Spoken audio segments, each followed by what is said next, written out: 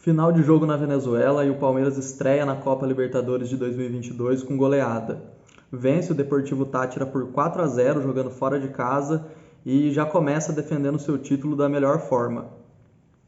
O intuito do vídeo é fazer uma análise, um pós-jogo, comentar o que eu achei da partida, mas sinceramente não tem muito o que dizer de mais uma atuação de gala da equipe treinada pelo Abel Ferreira. O Palmeiras demonstrou superioridade e controle da partida desde o primeiro minuto, desde o primeiro lance, quando o Dudu quase abriu o placar num chute da entrada da área. A partir daí foi domínio absoluto do Palmeiras e poderia ter sido até um placar mais elástico do que o 4-0. O 4-0 ficou até pouco se for comparado ao que foi o jogo. Mais uma vez, o lado direito do ataque do Palmeiras com o Dudu, Rafael Veiga, foi muito produtivo, foi muito intenso e a maioria das jogadas foram criadas por aquele setor. E ter o Dudu hoje no elenco ao lado do Rafael Veiga, que talvez sejam dois dos melhores jogadores em atividade no país, é muito reconfortante para o torcedor palmeirense, porque eles sempre entregam atuações desse nível e também são muito decisivos em momentos que precisa assumir a responsabilidade, como foi na final do Campeonato Paulista, quando os dois simplesmente acabaram com a equipe do São Paulo. O Palmeiras, praticamente aos 8 minutos do segundo tempo, já tinha matado o jogo, já estava 4-0, a equipe do Deportivo Táchira não demonstrava nenhuma reação. Então era só esperar o tempo passar e o árbitro encerrar a partida. A sensação que passa é que o Palmeiras nunca cai o nível. A cada jogo o Palmeiras consegue ou manter ou elevar o nível das partidas. Teve uma partida ruim no primeiro jogo contra o São Paulo na final do Paulista, mas no jogo seguinte já conseguiu um desempenho espetacular e consagrou campeão do estadual sem muita dificuldade. E agora, numa estreia de Libertadores, fora de casa, que é sempre um jogo tenso, um jogo complicado, o Palmeiras encarou como se fosse um jogo de pré-temporada.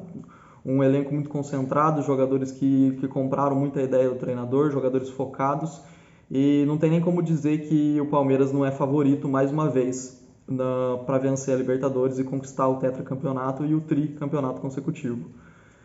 O Rafael Veiga fez um golaço também, não pode deixar de falar do golaço que o Rafael Veiga fez. É um jogador muito inteligente, é um meia completo, ele auxilia muito na construção ofensiva, ele tem ótimo passe, visão de jogo e também finaliza muito bem, seja dentro da área, fora da área e cobrando pênalti, que ele tem aproveitamento de 100% praticamente.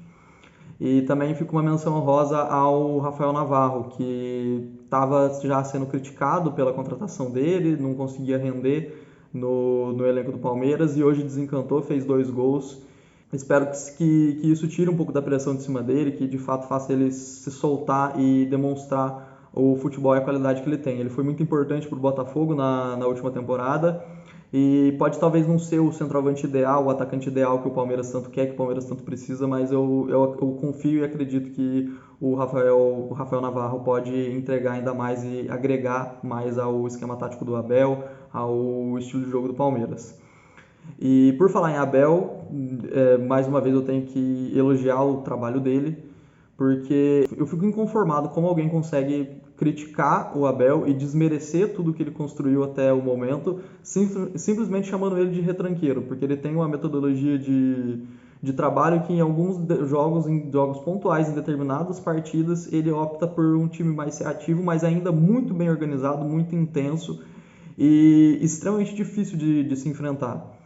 Como que um treinador que é retranqueiro em 2 partidas consegue marcar 8 gols e não tomar nenhum? Como que alguém que é retranqueiro em 2 partidas tem controle absoluto das ações ofensivas, sem sofrer qualquer perigo, sem sofrer qualquer susto, em 2 partidas, em 180 minutos?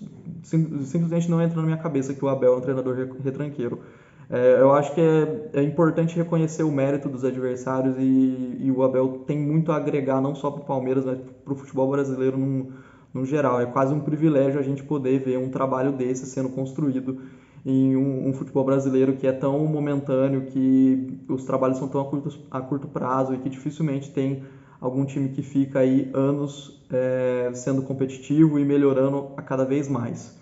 Então, para concluir o vídeo, né, depois desse domínio absoluto do Palmeiras nessa estreia de Libertadores, eu repito que o Palmeiras é um dos candidatos ao título, se não o favorito ao título, o time a ser batido. Caiu em um grupo bem tranquilo para o nível do Palmeiras, acredito que passa em primeiro do grupo, sem perder nenhum jogo e disputando, inclusive, a melhor campanha da competição.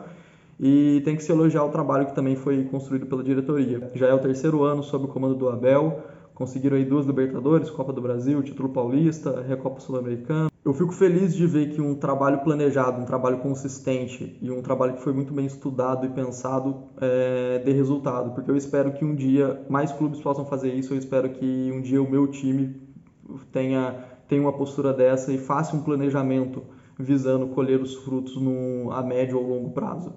E o Palmeiras está colhendo justamente os frutos desse planejamento, desse trabalho sério, desse trabalho consistente e muito pelo mérito do Abel, que pegou um time que já tinha passado por vários treinadores e não tinha encaixado, não tinha dado liga, muitos jogadores que eram contestados, que cresceram na mão dele. Então o Abel é um treinador jovem, é um treinador espetacular, é um treinador estudioso, estrategista, e ele merece, é total mérito esse sucesso que o Palmeiras tem. Então, torcedor palmeirense, deixa aí seu comentário o que você achou do jogo, torcedores de outros times, o que vocês acharam da partida. Muito obrigado pela atenção e até o próximo vídeo.